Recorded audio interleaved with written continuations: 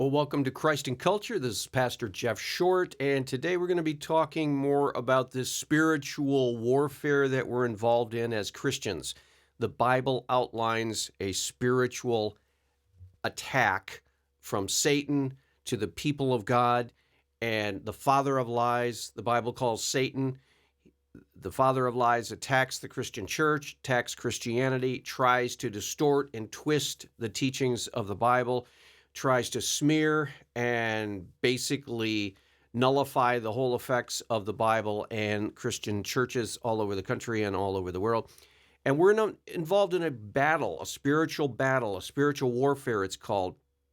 The Bible outlines this very clear. The New Testament especially, Paul talks about putting on the spiritual armor of God so that you can stand against the attacks of the devil, the evil one. And so we see this spiritual warfare played out in our lives. We see it played out in our society. The Western world is under sustained attack by the enemy, Satan, demons, the people who are in rebellion against God. And we have to be aware of this. I'm so discouraged by churches who are basically in denial about spiritual warfare. There are a lot of churches, even big mega churches, where never is heard a discouraging word. You never hear about spiritual warfare. You never hear about the spiritual battle. You never hear about the devil attacking. You never hear about the lies in our culture. Today I want to talk about the lies in our culture and how we as Christians have to be aware of what is happening. When you turn on your radio, when you turn on the television, when you go on the internet, when you read a news magazine, when you pick up a paper, whenever you are hearing information coming from this secularized world that we live in today, the 21st century modernized world, you are getting most likely propaganda, lies, distortions, twisted descriptions of reality that are meant to confuse you and to demoralize you and to push a narrative that is anti-Christian. And we just see this all over the place. I mean, I could spend hours and hours talking about lies and distortions and twisted narratives just from one newspaper, one day of the week. I could go to any of the newspapers, Los Angeles Times. I could go to the Chicago Tribune. I could go to the Washington Post. I could go to the New York Times. I could go to any of the major newspapers, but not just the major newspapers, the local newspapers.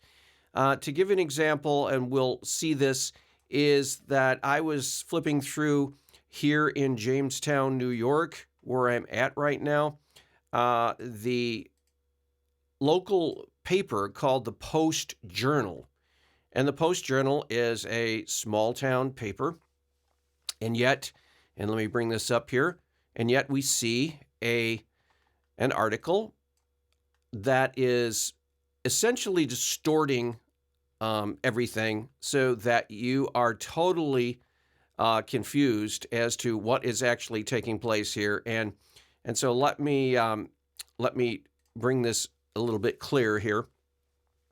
It says here in the Jamestown Post Journal, it says that the YMCA addresses racism as a public health crisis. Addresses racism as a public health crisis. So what prompted this health crisis in the small town here, Jamestown, New York, Western Tier?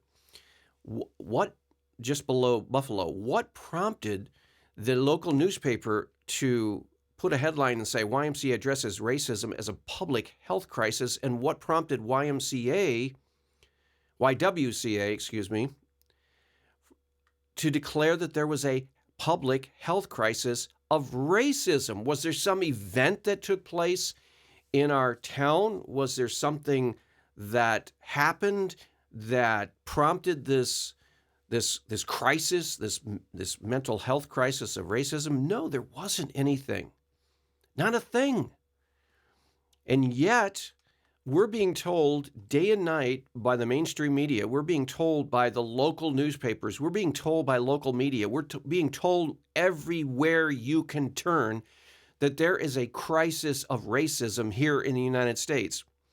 And we're over 50 years removed from the civil rights legislation of 1965. We are 50 years removed from the elimination of racist policies in this country by law, and yet there is supposedly a racism as a public health crisis. So what is prompting this narrative that's being pushed here by the local newspaper? And we see a picture here of children holding signs. This one says, YWCA is on a mission to stand against racism. Why is there a stand against racism? We all know racism is bad. Everybody in this country knows racism is bad. I know of no incident here locally that would prompt even a headline that would say, hey, we have a racist problem here. There hasn't been a crisis. There hasn't been an incident. There hasn't been any visible symbol of racism in this region. But again, there's a public health crisis. Why? Why would you have children, small children, stand against racism if racism isn't a problem? What is the problem? What is the problem? Well, let's read the article. Maybe the article will shed some light on what these people are doing, standing against racism. Yes, everyone stands against racism. Who do you know that doesn't stand against racism? Who do you know that isn't against racism?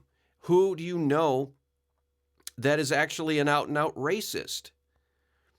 I mean, you could probably count on one hand the number of people that you've ever heard utter a racist remark.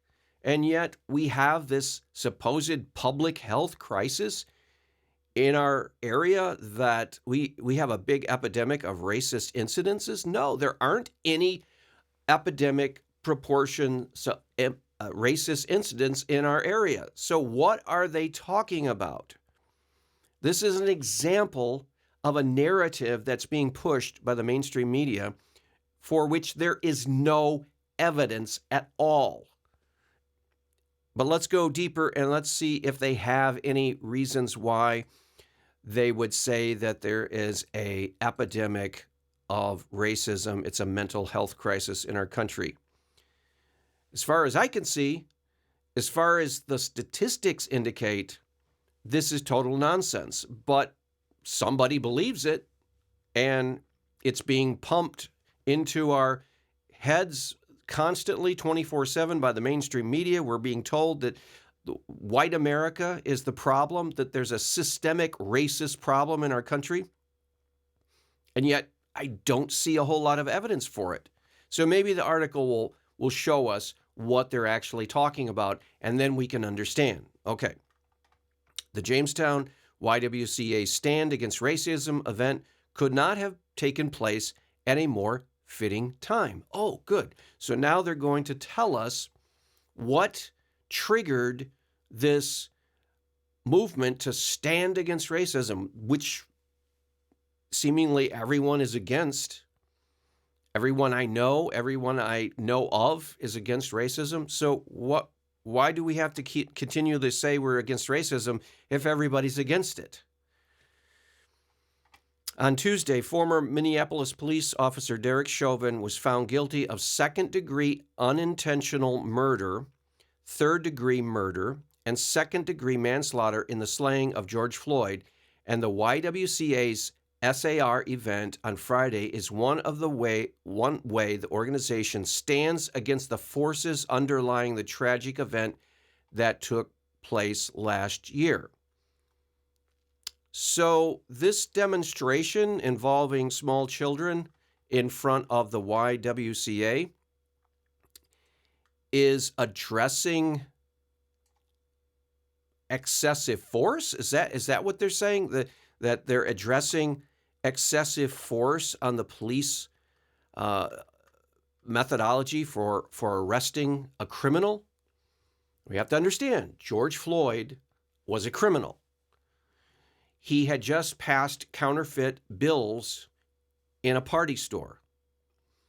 He was in his car taking illegal drugs. He was getting high in his car, and the person behind the counter at the convenience store called the police and said, "Hey, somebody just passed an illegal bill. Counterfeit money. Counterfeit money being passed to make payment at a store is illegal. Counterfeiting is illegal. This is a crime. You can go to jail for that."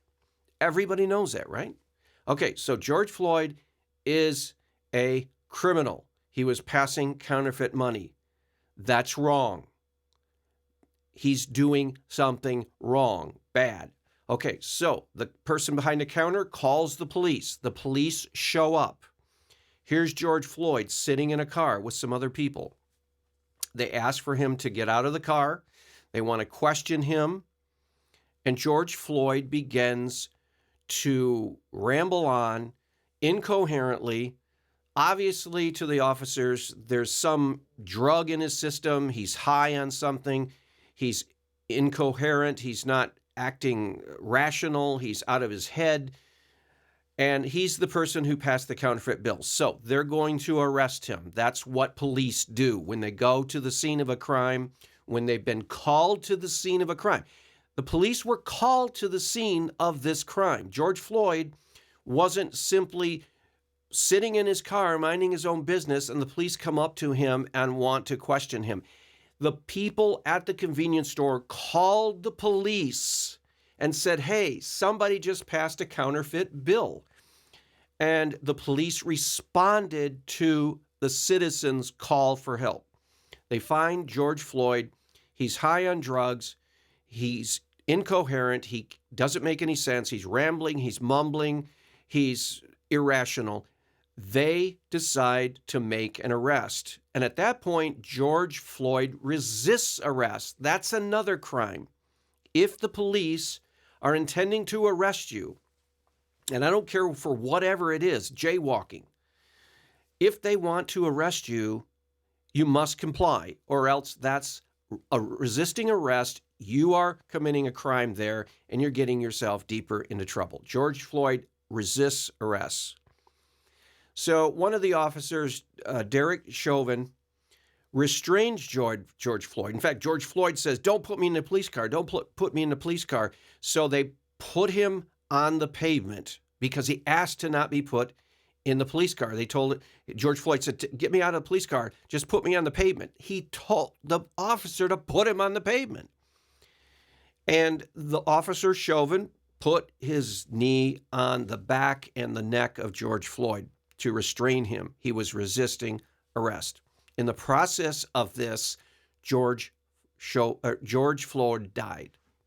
Tragic death. He didn't deserve to die, even for passing counterfeit bills, even for resisting arrest, even for doing whatever. He didn't deserve to die. So here we are. A year later, George Floyd's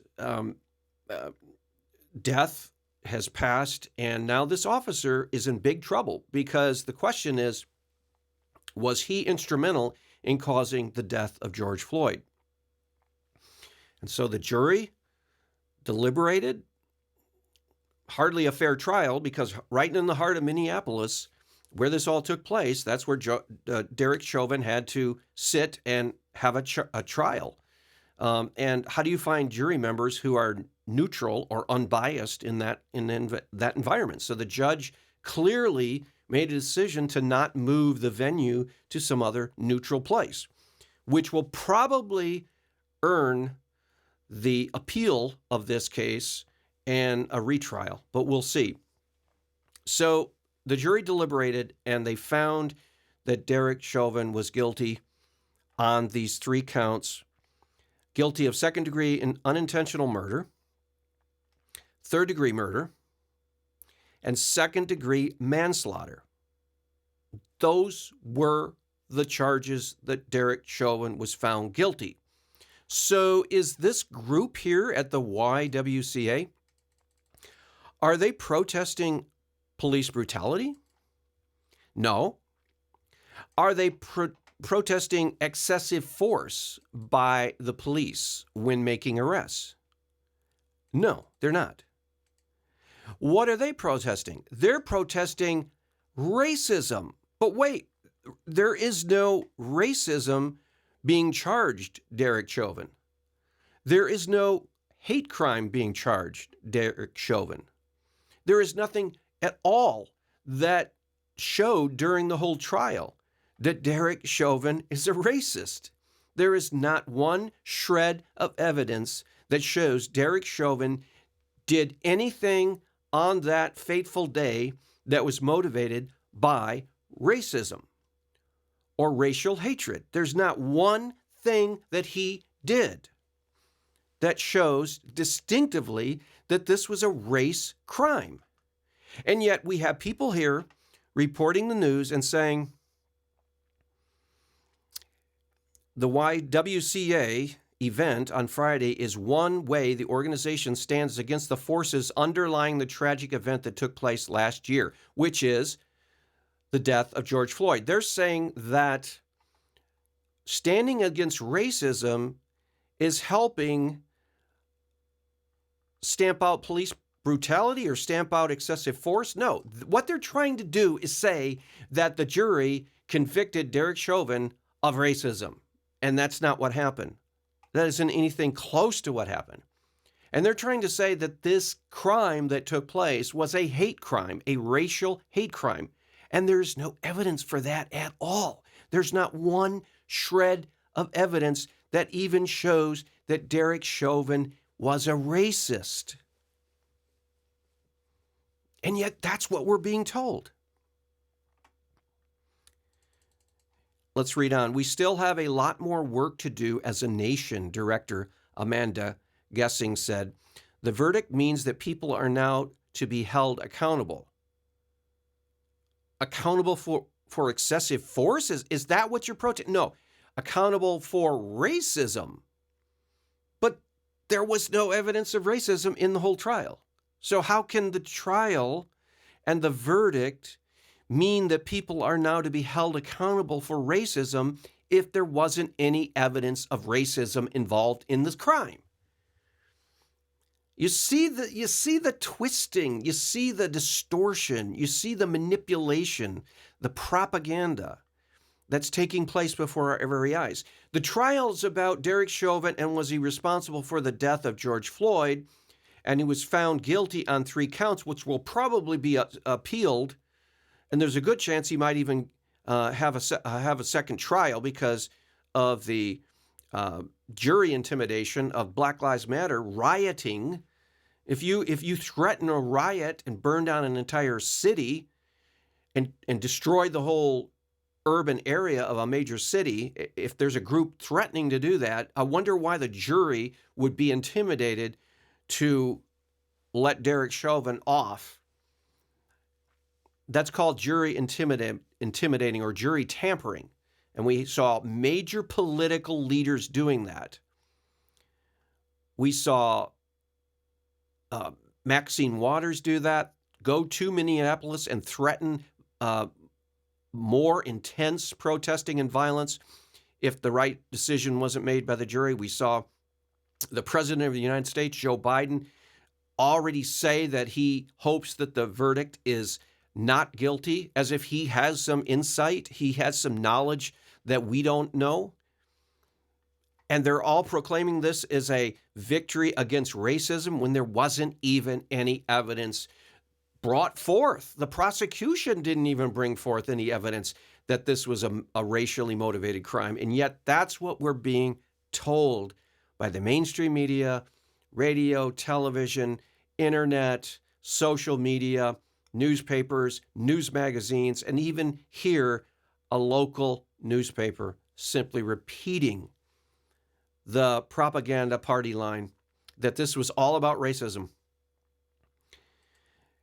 So the director here says, we still have a lot of work to do as a nation. I guess she's not talking about police brutality and police excessive force. She's talking about actual racism. See, the claim is that the police, the white police, are all racist, and that white America is racist.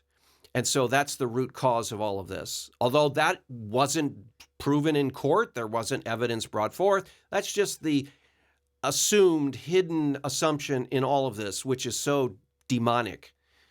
In other words, you try a person for charges and then you blame him for other charges that you don't even try him for. So in the court of public opinion, Derek Chauvin is a racist. In the court, the actual court, there's no evidence for that. Doesn't matter. It's a narrative. The YWCA works toward the goal that justice just is. So in other words, this is about racism and injustice, and that isn't anything that was even brought up in the court trial. It's crazy. It's totally insane. Part of the YWCA's mission is to eliminate racism, and the events they put on show it. Last month, the 21 Days for Racial Equality and Social Justice Challenge was hosted by YWCA, where 56 Jamestown participants received daily articles, podcasts, videos that informed them of social justice and race equality topics. Well, if they got 56 articles from the mainstream media, I would understand why they think that that trial was all about hate crimes and racism, even though there is nothing in the trial about any of that.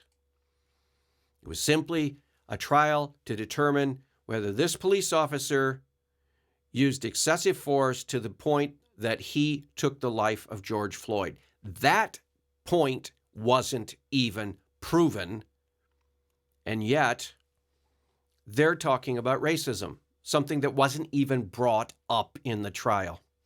See, we have to be careful about lies, and we have to be careful about propaganda, and we're seeing a load of it these days.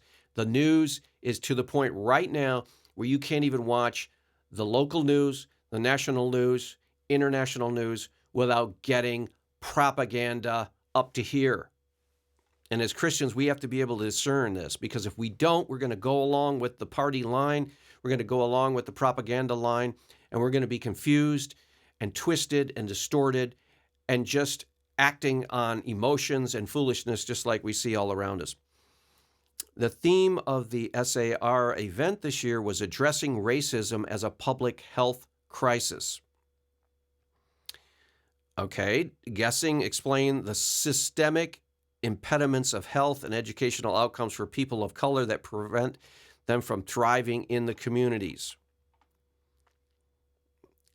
Okay, whether it's black mothers dying at a higher rates other than during childbirth, a pipeline running through the Native American lands, or a clean water crisis in Flint, Michigan.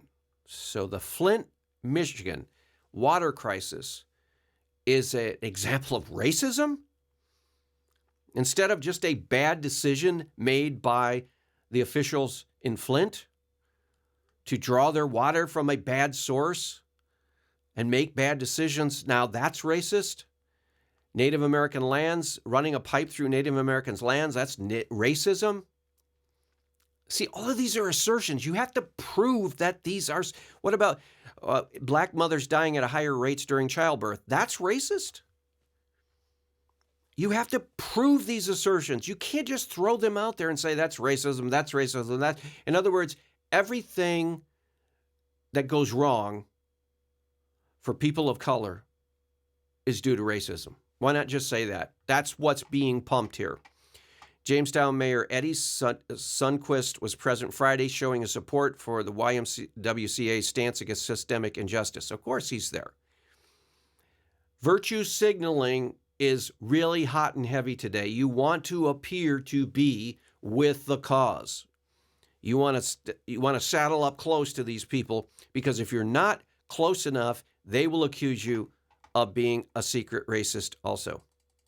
As mayor, I'm honored to take part in this with the YWCA, whose mission is really big on supporting any type of racial and social justice in this city. Okay, I'm all for social justice and racial justice too, but you have to have actual concrete examples of it to protest. You can't point vaguely to George Floyd and see he's a victim of racism when that wasn't proven in the court. It isn't even proven that Chauvin is a racist. And yet that's the argument. Over the past year, we have seen overt racism happen across communities in the United States. So they say. So they say. When a criminal is arrested by police or is shot for resisting arrest, that doesn't mean racism. You have to prove that it was motivated by a racial hate. If you can't, then you shouldn't be accusing people of crimes that they haven't committed. Sundquist said that while St. Luke's Church tolled their bells in support of the event, it's important for Jamestown to show and continue to show that we're taking a stand against racism. Okay, yes, we take a stand against racism, but we don't take a stand against phantom racism, fake news racism. We don't take a stand against every accusation of racism, whether proven or not. Every time somebody gets shot by the police, all of a sudden there's a protest because it's supposed to be racist. And then when you look into the incident, oh yeah, that wasn't racist. That was actually justified shooting. Why does it happen all the time? Because people don't care about the truth. As Christians, we have to care about the truth. So no matter what color you are, you're welcome here. Of course, obviously. Sundquist said the theme of the event was on point due to the fact that amid public health crisis, social and racial injustice have become very apparent. They have been very much alleged. They have been very much accused. White America is being accused of racist just for going about its business. You could take the sweetest grandmother who happens to be white, and she's a racist, I guess, according to the narrative. So as Christians, we have to be discerning. This propaganda is hot and heavy. It's coming from everywhere.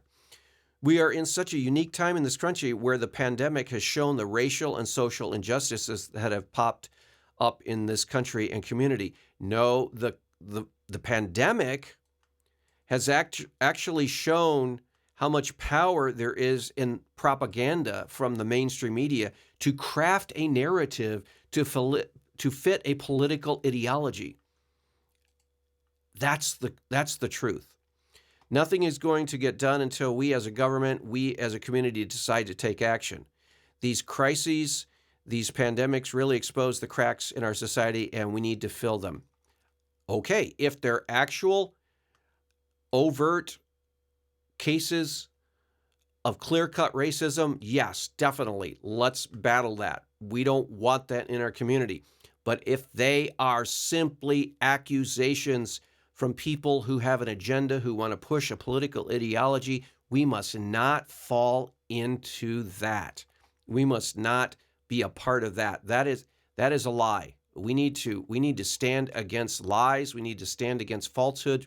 We need to stand against false narratives that are being pumped. And this is really, really bad. When we cannot even trust our newspapers, we cannot trust our radio broadcasts, we cannot trust our television news broadcasts, we cannot trust what we read on the internet, we cannot trust in news magazines and newspapers because of the party political propaganda that's being pushed. We need to be aware that this is what's happening and to not fall into it. Sad to say, we are in a spiritual battle. We need to pray and we need to think very carefully about these things. Talk to you next time on Christ and Culture. God bless.